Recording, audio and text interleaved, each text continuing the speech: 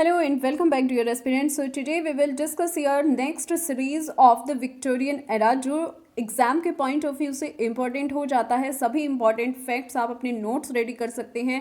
Continuously अपनी preparation जारी रखिए जैसे कि आप एग्जाम में अच्छा परफॉर्म कर पाएँ। कोई भी कॉम्पिटिटिव एग्जाम जो इंग्लिश लिटरेचर एंड ग्रामर से रिलेटेड है, यहाँ पर जो कंटेंट आपको अवेलेबल कराया जाता है वो इन्हीं सब्जेक्ट से है, लिटरेचर प्लस लैंग्वेज। तो आप अपनी प्रिपरेशन कीजिए, जो रिकॉर्डेड वीडियोस हैं उन्हें नॉन स्टॉप देखते रहिए, कॉन्स्टेंटली देखते रहिए और अपने नोट्स आप रेडी कर सकते हैं। आप अपने खुद के नोट्स रेडी कीजिए, जो मीन्स जो हमारे खुद के नोट्स होते हैं उनसे हमें बहुत हेल्प मिलती है जब एग्ज़ाम टाइम होता है, ठीक है, तो जिससे कि आप रिवीजन कर सके। ओके, सो क्वेश्चन से स्टार्ट करते हैं। क्वेश्चन नंबर 43 से question is which poem of Tennyson contains the following lines.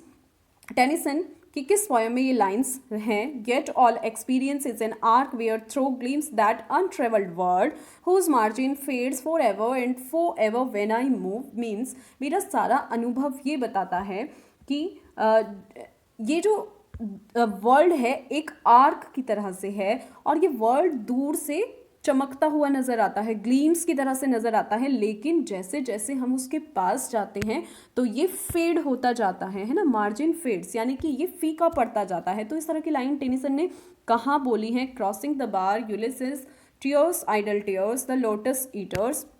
Right answer है इसका यूलिसिस। यूलिसिस में ये लाइन्स बोली गई हैं।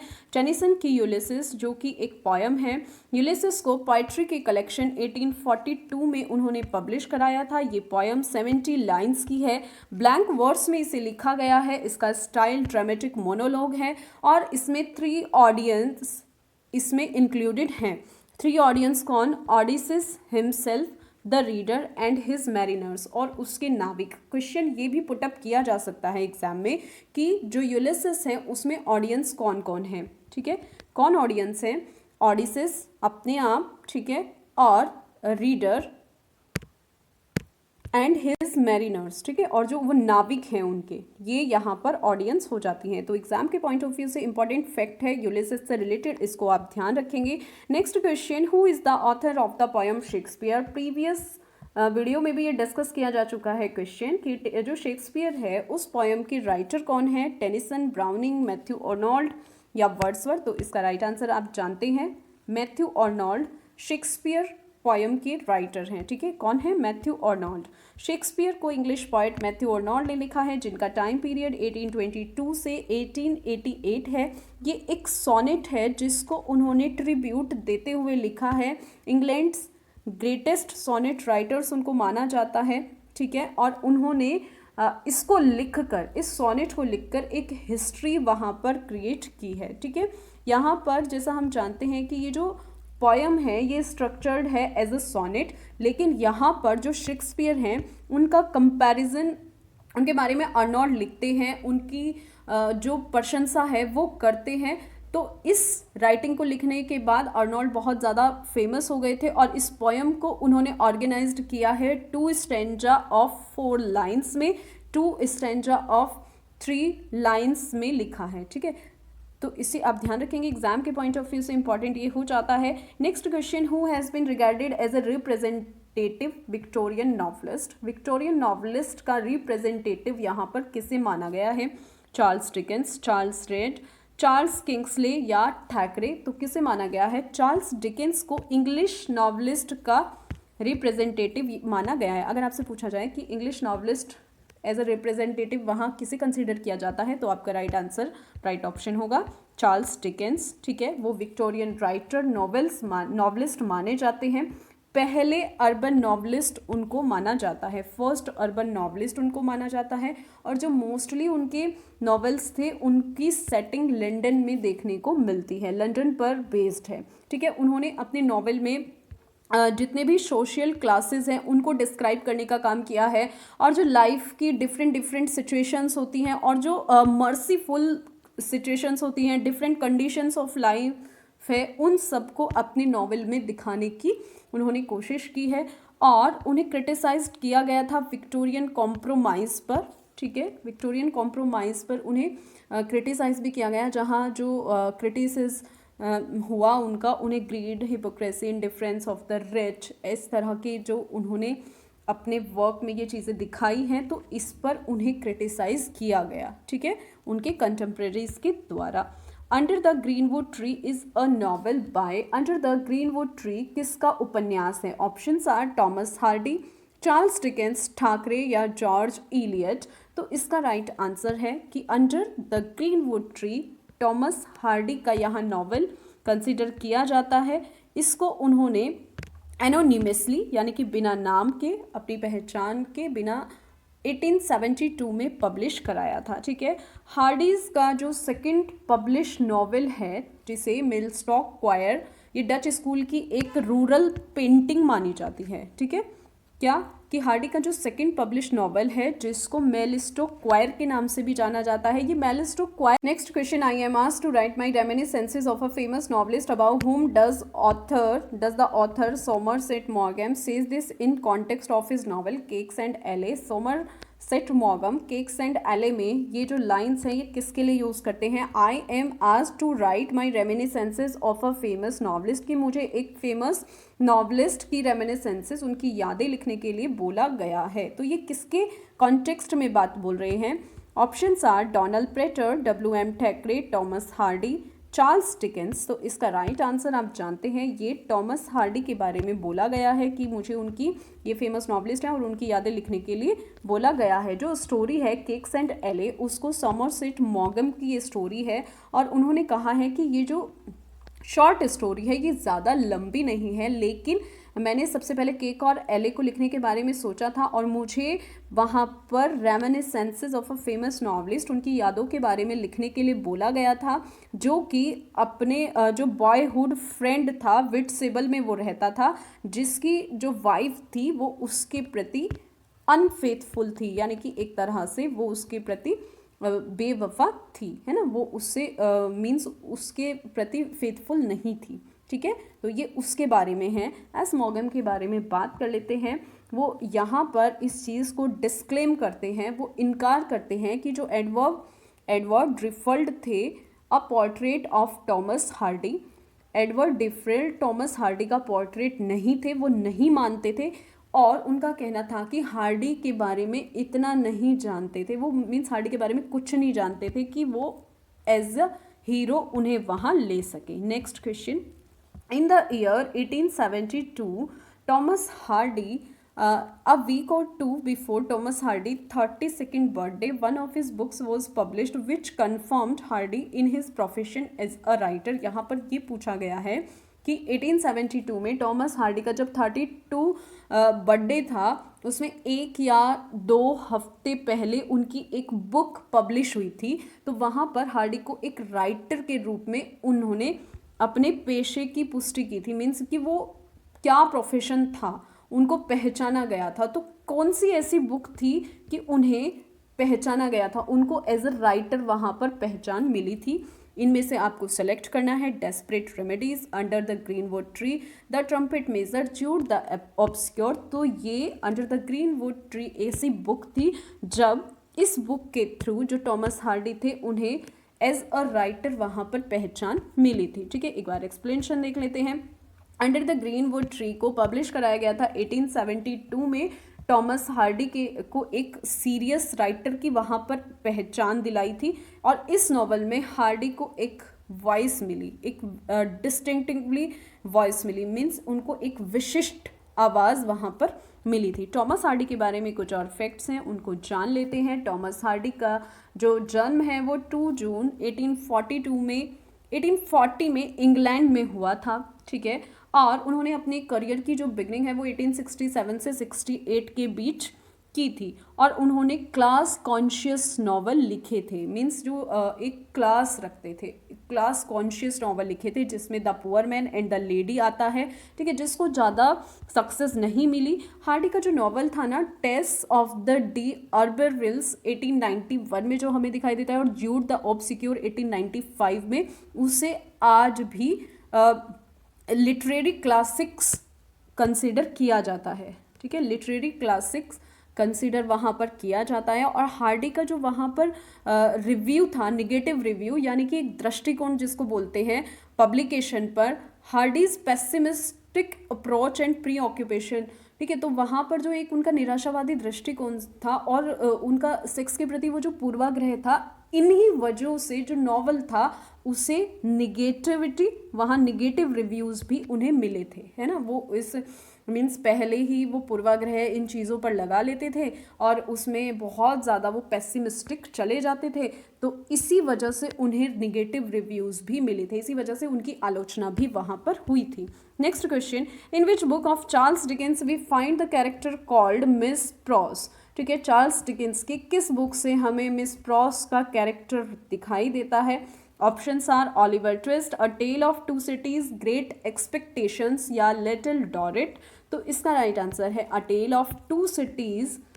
ठीक है, तो ये मिस प्रॉस कहाँ दिखाई देती है, a tale of two cities में दिखाई देती है, जिसमें मिस प्रॉस हमें दिखते हैं और लूसी मैनेट इस नॉवल के फेमस कैरेक्टर्स हमें वहाँ दिखाई देते हैं। इस नॉवल के बारे में कुछ बात कर लेते हैं। ठीक है, ये जो नॉवल था वहाँ पर फ्रेंच पीजेंट्री जो थी, यानी कि जो फ्रेंच जो किसान थे उनकी दुर्दशा को दिखाती हुई दिखाई देती है, और जो वहाँ पर रिवॉल्यूशन के जो बिगनिंग ईयर्स थे और वहाँ पर जो रिवॉल्यूशनरीज प्रदर्शन वगैरह कर रहे थे और उनके प्रति वहाँ क्रूरता होती थी, और जितनी भी वहाँ पर जो उनके साथ घटनाएं होती थी उन सभी को इन्होंने दिखाया है। ठीक है, उन्हीं सभी को उन्होंने दिखाया, और इस दौरान जो लंदन का पीरियड था, लंदन में जो उन्होंने सोशल इक्वलिटी की बात की थी, वो सब कुछ वहाँ पर शो किया है। Next question, the last book that Dickens wrote was. Last book कौन सी थी डिकेंस ने जो लिखी थी। Options are the uncommercial traveller, ये नेक्स्ट है ब्लीक हाउस, ग्रेट एक्सपेक्टेशन या क्रिसमस कैरल।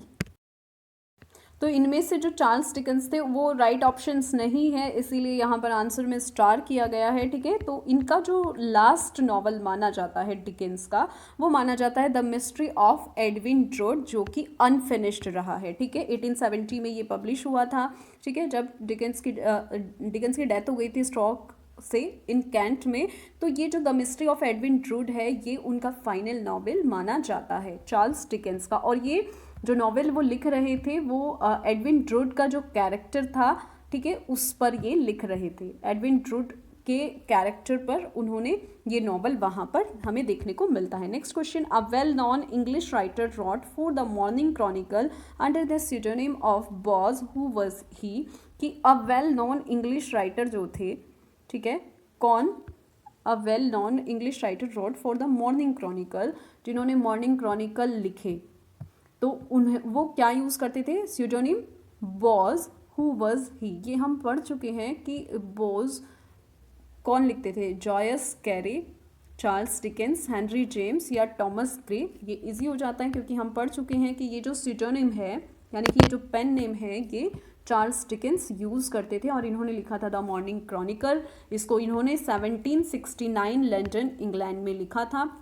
चार्ल्स डिकेंस ने यहाँ पर इसी के माध्यम से रिपोर्टिंग शुरू की थी और अपना स्यूडोनिम बोज, शॉर्ट स्टोरीज उन्होंने स्यूडोनिम से लिखना शुरू किया था इसका यूज़ करते हुए। ठीक है, इसको स्यूडोनिम या पेन नेम भी बोल सकते हैं। Next question, Matthew Arnold Sohrab and Rustam is taken from a story from. Matthew Arnold की जो सोहराब और रुस्तम है किस कहानी से ली गई है, Arabian Nights, Akbarnama, Shahnameh, Rubaiyat of Omar Khayyam. ठीक है, तो ये यहाँ पर शाहनामा से ली गई है। इसको आप नोट कर लीजिए कि जो सोहराब और रुस्तम है मैथ्यू अर्नोल्ड ने लिखा है इसको, और इसको शाहनामा से लिया गया है।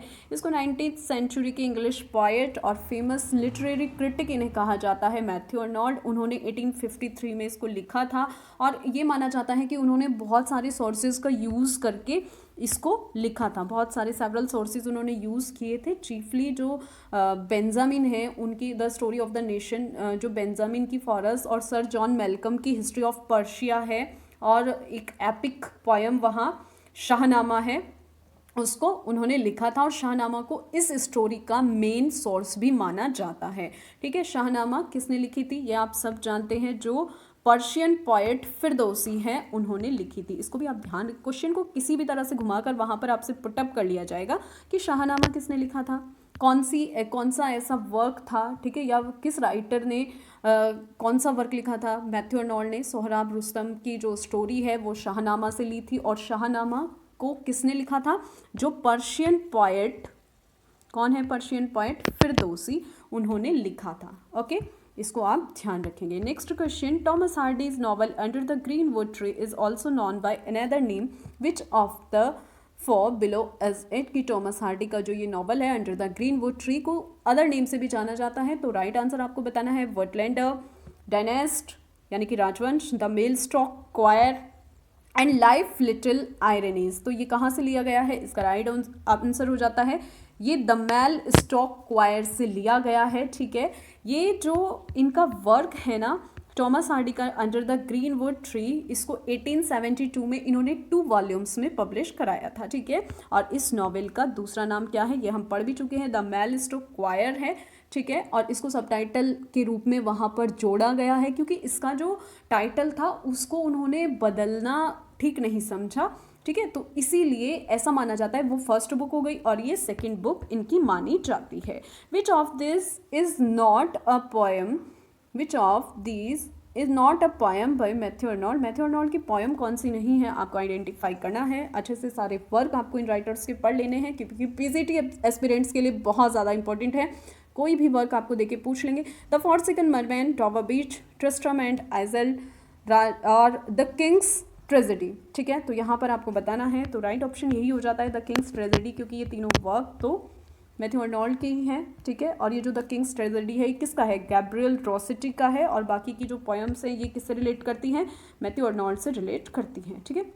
Next question, the question of women's rights and her sphere had been agitating the minds of men for a long time. Tennyson expressed his views on it in कि जो विमेन के राइट्स हैं उनका जो रीज़न है, उसका जो question लंबे समय से पुरुषों का जो मन है उसे उद्वेलित कर रहा है कि जो विमेन है इनको इनके राइट्स अगर मिल जाएं तो ये कहाँ तक पहुँच सकती हैं या क्या कर सकती हैं। तो इस तरह के जो व्यूज़ हैं टेनिसन ने अपने किस वर्क में शो किए हैं, the princess, tears idle tears, Maud, sweet and low. तो इसका आंसर आप जानते हैं, द प्रिंसेस में उन्होंने ये इस तरह के व्यूज़ दिए हैं। इसको टेनिसन ने सबसे पहले 1847 में पब्लिश कराया था और हर एक एडिशन उनका जो है वहाँ पर उसको रिवाइज्ड किया गया, यानी कि संशोधित करते हुए लिखा गया। 1853 में उसको रिवाइज्ड किया गया, ठीक है। और यहाँ पर 1853 से जो प्रेजेंट टाइम तक है उस तक तो वो पोएम वहाँ पर चेंज नहीं हुई, अनचेंज्ड रही। उसके बाद जब इंग्लैंड में विमेन के राइट्स के सवाल पर हलचल मचनी शुरू हो गई थी तो वहाँ पर जो विमेन के राइट्स हैं उनका मजाक भी बनाना शुरू कर दिया था। लेकिन सीरियसनेस तब हो गई थी वहाँ पर जब बहुत मीन्स उन्होंने उसको प्रेजेंट किया और जो वो प्रेजेंट करना चाह रहे थे राइट्स ऑफ विमेन पर वो वहाँ नहीं कर सके। तो इस बात को लेकर वहाँ पर सीरियसनेस बहुत ज़्यादा हो गई थी। What is known today as the idylls of the king begin in 1842 with the poem Morte de Arthur, which is the last poem of the Idols। की Idols of the King के नाम से जाना जाता है जिसको, उसकी जो स्टार्टिंग है वो 1842 में Morte de Arthur कविता से हुई थी। तो आइडल्स की लास्ट पोएम कौन सी है, ईद, बेलेन, विवियन या एलेन। इसका राइट आंसर हो जाता है जो आइडल्स की लास्ट पोएम है वो बेलेन मानी जाती है, ठीक है। इसको आप ध्यान रखेंगे, लास्ट पोएम सीरीज में बैलेंड एंड बेलेन इस तरह से ये दिखाई देती है 1885 में। और ये 2 ब्रदर्स की स्टोरी है जो कि झगड़े में फंसे हुए हैं, भाईचारे के झगड़े में फंसे होते हैं। टेनिसन, सर टॉमस मैलोरी ये बहुत ही मीन्स वहाँ पर स्टोरी को एक्सपेंड करके दिखाते हैं और बहुत सारे क्रिटिसाइज इसको जो राइटर हैं वो बहुत सारे इसको क्रिटिसाइज भी करते हैं, ठीक है। टेनिसन्स ने आइडल को वहाँ पर पर्सनल रूप से भी दिखाया है। Next question, queen Victoria found great solace in her grief from one of Tennyson's poem. की जो क्वीन विक्टोरिया थी उन्होंने टेनिसन की एक पोएम से अपने में बहुत ज़्यादा दुख देखा और फिर उन्हें वहाँ से कॉन्सोलेशन भी मिली। What is the title of the poem, Crossing the Bar, In Memoriam, the Passing of Arthur या द ब्रुक। तो इसका राइट आंसर हो जाता है इन मेमोरियम, ठीक है। ये जो इन मेमोरियम थी इसमें जो टेनिसन ने इसको 1850 में पब्लिश कराया था 1 जून 1850 में। और जो वो वहाँ पर विडोड क्वीन थी, जो वहाँ पर विडोड क्वीन विक्टोरिया थी, ठीक है, उन्होंने अपने जो उनका पेन था इसको एक कॉन्सोलेशन के रूप में बाइबल के बाद इसको जगह दी थी, मीन्स उन्होंने अपने प्रति जो सांत्वना है वो इस पोयम से उन्हें देखने को मिली थी। 1883 में टेनिसन को इसके लिए पियरिज जो रिवार्ड है वो भी दिया गया था, पियरिज पुरस्कार से भी उन्होंने उसको नवाजा था। और 6 अक्टूबर 1892 में उन्हें, जब उनकी डेथ हो गई थी, वेस्टमिंस्टर एबे में बरी किया गया था, यानी कि दफनाया गया था। Next question, when did the poem of the idols appear, कब दिखाई देती है, ये हम पढ़ भी चुके हैं, 1885, 1844, 1853 या 1890। तो इसका राइट आंसर हो जाता है 1885 में ये हमें देखने को मिलती है। आइडल्स ऑफ द किंग कहाँ, कब से कब पब्लिश हुई थी, 1859 से 1885 में ये पब्लिश हुई थी। और ये एक यहाँ पर साइकिल दिखाई देता है हमें 12 नैरेटिव पोएम्स का, जिसको लॉर्ड टेनिसन ने लिखा था। लास्ट पोएम जो है इस सीरीज की 1985 में बेलिन एंड बेलन के नाम से, बेलिन और बेलन के नाम से पब्लिश हुई थी। Next question, which of his own books did Charles Dickens consider to be his best work. Charles Dickens किसे अपना बेस्ट वर्क यहाँ पर कंसिडर करते हैं, ये हमने प्रीवियस वीडियोस में भी डिस्कस किया है। David Copperfield, Oliver Twist, Pickwick Papers या निकोलस निकलबाय। इसका राइट आंसर हो जाता है डेविड कॉपरफील्ड को वो अपना बेस्ट वर्क यहाँ पर कंसिडर करते हैं। ठीक है, वो बोलते हैं कि ये मेरा फेवरेट वर्क है अदर लिटरेरी वर्क में से। ये एक ऑटोबायोग्राफिक नॉवेल है, ठीक है, जिसमें डिकेंस ने अपने चाइल्डहुड का जैसे डिग्रेडेशन होता है, मीन्स उसका पतन होता है, और जो वहाँ पर जर्नलिस्ट है और लिटरेरी वोकेशन है, यानी कि जो लिटरेरी वोकेशन की वहाँ पर खोज है, और प्रेम जीवन के काल्पनिक जो तत्व हैं उनको शामिल किया है। तो ये एक उनका ऑटोबायोग्राफिक नॉवल है और इसी को ही वो अपना सर्वश्रेष्ठ वर्क वहाँ मानते हैं। Next question, Charles Dickens marriage was not very successful, उनकी शादी ज़्यादा सक्सेसफुल नहीं थी। डिकेंस वहाँ पर मिडिल एज थे, यानी कि अधेड़ उम्र के थे, और उनका नाम एक एक्ट्रेस से भी लिंक किया गया था, जोड़ा गया था, जो उनसे 25 ईयर्स छोटी थी।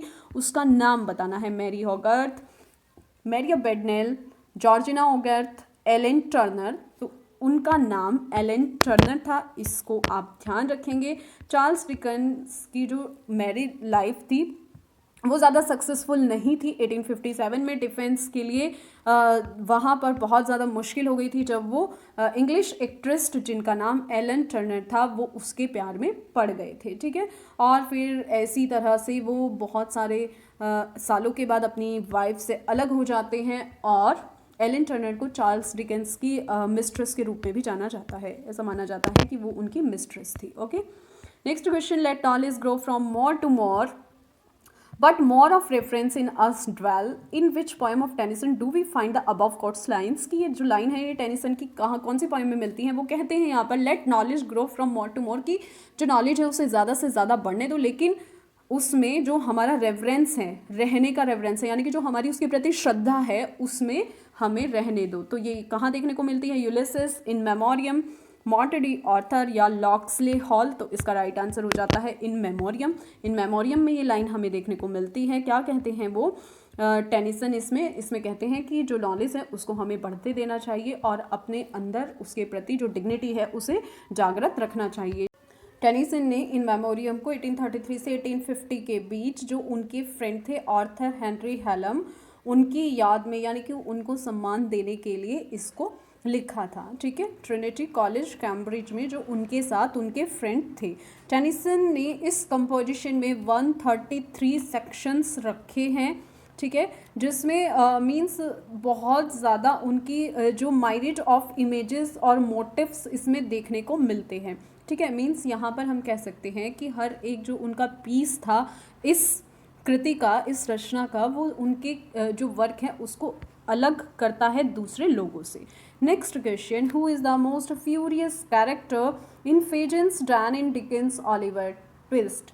ठीक है, कौन सबसे ज़्यादा फ्यूरियस कैरेक्टर माना जाता है डिकेंस के ऑलिवर ट्विस्ट में, डॉजर, बेट्स, चिटलिंग या बिल साइक्स, यानी कि जो बिल साइक्स, जो इनमें से कौन सबसे ज़्यादा उग्र चरित्र था, जिसे सबसे ज़्यादा गुस्सा आता था। ठीक है, अगर आपने जो प्ले है ऑलिवर ट्विस्ट इसके बारे में अच्छे से पढ़ा होगा तो आप इसका आंसर जानते होंगे।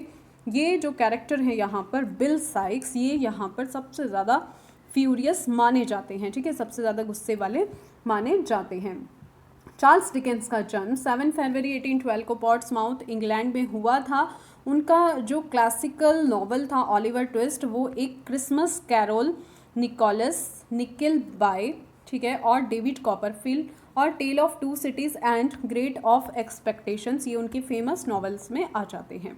ओलिवर ट्विस्ट की बात करते हैं, ठीक है। इसमें एक एंटागोनिस्ट जो कि बहुत ज़्यादा कंजूस है, फेजिन, ओल्ड मैन रिस्पॉन्सिबल, जो एक ओल्ड मैन है, वो एक यंग पुअर जो लड़के हैं उनको उनका करियर वहाँ पर क्रिमिनल्स में बदल देता है ना, ऑन फाइनेंशियली गेन, अपने फाइनेंशियल लाभ के लिए लड़कों को क्रिमिनल्स बना देता है। इसमें इस तरह की कुछ स्टोरी है। Next question, Matthew Arnold Rugby Chapel commemorates, ये रग्बी चैपल किसकी याद में मैथ्यू अर्नोल्ड ने लिखा था? The death of his father, the death of his friends, the death of a girl, the death of his relatives. का right answer हो जाता है the death of his father. उन्होंने अपने जो उनके पिता थे उनकी मृत्यु पर ये लिखा था। रग्बी चैपल एक एलेजीज है जिसको मैथ्यू अर्नोल्ड ने अपने फादर की डेथ में लिखा था, और ये प्योरिटी और मॉरल अर्नेस्टनेस यानी कि जो नैतिक निष्ठा का सिंबल यहाँ पर दिखाई देती है। ये भी पूछा जा सकता है कि ये जो वर्क उन्होंने लिखा था रग्बी चैपल, ये किस चीज़ का सिंबल यहाँ शो करती है? प्योरिटी एंड मॉरल अर्नेस्टनेस का यहाँ सिंबल शो करती है। मैथ्यू अर्नोल्ड की एक बार बायोग्राफी से कुछ फैक्ट्स हमने लिए हैं, इनको देख लेते हैं। इनका जन्म 1822 से 1888 के बीच इनका टाइम पीरियड माना जाता है। ये जो ऐसे पोएट थे, ये जो वैल्यूज़ थी उनको अपने वर्क्स में शो करते थे, और इनका जो जन्म था वो लेलहम दिसंबर 24, 1822 को हुआ था। उनके फादर डॉक्टर टॉमस अर्नोल्ड जो कि एक सेलिब्रेटेड मास्टर थे रग्बी स्कूल के, और यहीं से उन्होंने इस वर्क को लिखा अपने फादर के लिए, Rugby chapel. Next question, who wrote Sohrab and Rustum? Repeated question है, आप इसका आंसर जानते हैं। इसका राइट आंसर हो जाता है Matthew Arnold. Sohrab and Rustam उन्हीं ने लिखी थी, ठीक है। और ये भी पता है कि ये जो पोएम है ये उन्होंने कहाँ से ली थी? जो पर्शियन वर्क शाहनामा, वहाँ से इस स्टोरी को उन्होंने लिखा था, ठीक है। नेक्स्ट, हु प्रेज्ड शेक्सपियर दस? कौन शेक्सपियर की इन वर्ड्स में प्रशंसा करता है? Others abide our question, thou art free we ask and ask, thou smilest and art still, की हमारे कुछ लोग हमारे क्वेश्चन का इंतज़ार करते हैं, आप हमसे पूछ सकते हैं, इसके लिए आप फ्री हैं और आप स्माइल करते रहते हैं और फिर भी आप एग्जिस्ट करते हैं। तो इस तरह की लाइन शेक्सपियर की प्रशंसा में कौन कहता है? Doctor Johnson, Coleridge, Matthew Arnold. इसका राइट आंसर हो जाता है मैथ्यू अर्नोल्ड। इस तरह की लाइन्स बोलते हैं, और ये लाइन्स वो अपनी पोएम शेक्सपियर में उनकी प्रेज करते हुए बोलते हैं, ठीक है। Next question, who is Thyrsis in the poem of the same name? जो पोएम है थेरेसिस, वो इसी नाम की, सेम नाम की कौन सी पोएम है? लाइक किसकी पोएम है? पीबी शेले, आर्थर हैक्लफ, आर्थर हेलम या एडवर्ड किंग? तो इसका राइट आंसर हो जाता है आर्थर हैक्लफ। सेम नाम की इनकी पोएम है थेरेसिस, ठीक है। ये मैथ्यू अर्नोल्ड के, जब ये छोटे थे तो ये उनके क्लोज फ्रेंड माने जाते। मैथ्यू अर्नोल्ड इस पोएम को, ये एक पेस्टोरल एलेजी है जिसमें 24 और 10 लाइन स्टेंजा में वो इसको लिखते हैं। ये जो स्टेंजा फॉर्म है पोएम के, उन्होंने जॉन कीट्स की, ये फैक्ट्स आपके लिए याद रखने होंगे, कीट्स की जो पोएम है वहाँ से एडेप्ट किए हैं। ऑड टू अ नाइटिंगेल, जिसको कीट्स ने 1819 के ड्यूरिंग लिखा था, तो इसको आप ध्यान रखेंगे। इयाम्बिक पेंटामीटर में लिखी गई ये एक पोएम है, इसमें वो अपने फ्रेंड क्लॉक की याद में इसको लिखते हैं, इसीलिए इसको पेस्टोरल एलेजी यहाँ पर कंसीडर किया गया है, ठीक है। Next question, the Dynasts is Thomas Hardy's novel, autobiography और वर्स ड्रामा? इसका राइट आंसर हो जाता है, जो डायनेस्ट है वो टॉमस हार्डी का एक वर्स ड्रामा है। ये नेपोलियनिक वॉर्स पर आधारित है। इसके 3 पार्ट्स हैं जिसमें 19 एक्ट्स होते हैं, हमें देखने को मिलते हैं। 3 पार्ट्स इसके हैं जिसमें 19 एक्ट्स हमें देखने को मिलते हैं, ठीक है। और इसको हार्डी ने 3 पार्ट्स में पब्लिश कराया था। कौन कौन से 3 पार्ट्स में उन्होंने कराया था? सबसे पहले उन्होंने इसको पब्लिश कराया था 1903 में, द डायनेस्ट को, फिर 1906 में एंड 1908 में इसको उन्होंने पब्लिश कराया था, और फिर ये हमें इसका पूरा का पूरा कलेक्शन 1910 में देखने को मिलता है। ठीक है, इसको मॉन्यूमेंटल वर्क भी बोला जाता है। ये मॉन्यूमेंटल वर्क है और इसको उन्होंने ब्लैंक वर्स में लिखा है। आई होप कि ये आपको अच्छे से समझ में आई होगी। अपनी प्रिपरेशन करते रहिए और चैनल को सब्सक्राइब कर दीजिए।